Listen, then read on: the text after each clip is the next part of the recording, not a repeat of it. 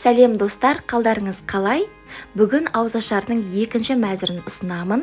Ыстық тамаққа бізде қайнатпа сорпа, тәттімізге қатпарлы қамырдан жасалатын тәтті жүрекше және қызылшадан жасалынған салат. Сіздерге 30 күн бойы ауызашарға арналған 30 түрлі ыстық тағамның, 30 түрлі салаттың және 30 түрлі тәттінің рецепттермен бөлісіп отырамын. Сіздерден тек қана қолдау болса болғаны. Арнама жазылып алыңыз, видеоны соңына дейін көріңіз. Алдымен сорпамыздан бастайық. Бізге керекті ет, пияз, сәбіз, болгар бұрышы және картоп керек болады. Таза суымызға етімізді салып қайнатамыз. Суымыз қайнайын дегенше қатпарлы қамырды алып, осылай екіге бөлеміз. Бізге жартысы ғана керек. Көбірек жасаймыз десеңіздер, екіншісіне қолдансаңыздар болады. Осылай төрт бүріштеп, жұқалап, оқтаумен жайып шығамыз. Жайып болған соң, еш нәрсе жақпаймыз, құмшекерімізді сеуіп шығамыз. Толықтай барлық жеріне жететіндей қылып себіңіздер.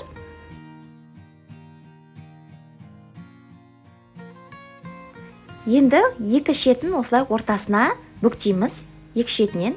Одан кейін тағы да құмшекер сеуіп, тағы да бүктеңіздер видеодағыдай. Осыдан кейін барып, сары майымызды кішкене ертіп алып жағамыз. Үстіне жағып шығамыз да, кішкене құмшекерді сеуіп шығамыз. Енді осы бөлікті бір-біріне беттестіріп бүктеп қоямыз. Суымыз қайнапты, көбігін алып тастаймыз жақсылап. Одан кейін үстіне сәбізімізді, пиязымызды және болгар бұрышымызды салып, араластырып, қайната береміз сорпамызды. Енді оралған қамырымызды 2-3 сантиметрдей етіп кесіп шығамыз. Міне қараңыздар, өзі жүрекше формасына келіп тұр. Енді кішкене аяқ жағын, шеткі жағын қолмен қысып қоямыз. Сонда жүрекшенің аяқ жағы бұрышы шығып тұрады. Үстіне жұмыртқаның сарысын жағып шығамыз. Қызып тұрған пеште 180 градуста 30-40 минуттай пісіріп аламыз. Әркімнің пеші әртүрлі, сондықтан қарап тұрыңыздар, қызарған соң ала берсеңіздер болады. Енді сорпамызға томатымызды салып, жақсылап араластырамыз. Сорпаның дәміне қарай бұрышымызды, тұзымызды салып араластырамыз. Одан кейін картопымызды салып, жай отта қайнататын боламыз.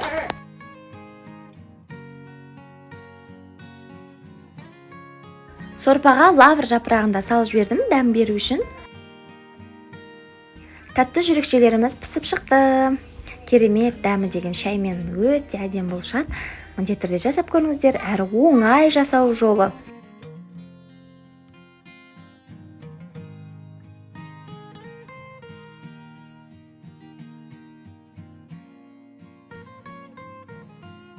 Менің каналыма тіркелмеген болсаңыз, тіркеліп қойыңыз. Алда керемет рецептермен бөлісетін боламын. Әрі қолжетімді азық-түліктерден оңай жасалатын рецептер. Енді салатымызға кірсек, бізге керекті қызылша, қайнатылған және де жұмыртқа, сыр, майонез және консервідегі балық кез келген түрін қолдансаңыз болады. Сырды осылай теркадан өткізіп аламыз. Сырды да, қызылшаны да, жұмыртқаны да барлығын теркадан өткіземіз. Мінекей, енді бір форма келтіру үшін менде осындай домалақ форма бар. Өз еріктеріңіз 4-5 тығып жасасаңыздар да, болмаса біртіндеп үстіне сала берсеңіз де болады. Мінекей, сырымызды салдық. Енді майонезімізді мен осындай кондитерлік қапқа салып, осылай жіңішкелеп құйып шығамын. Өте оңай осылай салып шықсаңыздар, қасықпен салғаннан көріп. Балықты да езіп, сырдың үстіне саламыз.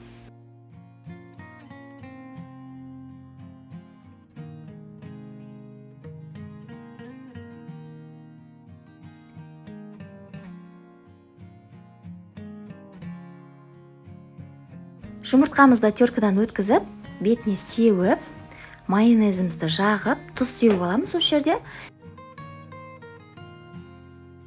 Үстіне тағы бір қабат сырымызды салып шығамыз. Және де үстіне майонез осылай жалғасып кете береді. Қызылшамызды теркадан өткізіп, беткі қабатына әдемілеп орналастырамыз. Міне формамызды ақырындап аламыз. Формамызды алмай тұрып, тарелканың шет жағы былғанса, сүртіп алсаңыздар болады. Міне бетіне осылай майонезді әрлеп сызып шығамыз. Енді бұл міндетті емес, өз қалауларыңыз бойынша әрлей бересіздер. Бетіне жұмыртқаның сарысын, сырды немесе теркадан өткізіп сеуіп қойсаңыздар да болады. Міне салатымыз дайын, өте тойымды әрі әдемі көрінеді. Жасап көріңіздер.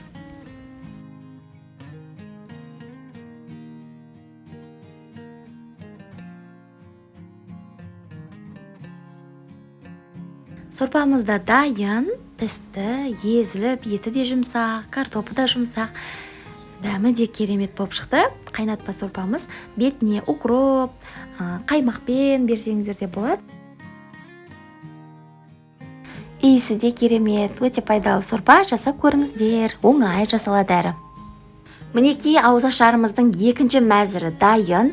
Қайнатылған ыстық сорпамыз, қатпарлы қамырдан жасалған тәтті жүрекшеміз және қызылшадан жасалған салатымыз. Ас болсын, міндетті түрде жасап көріңіздер.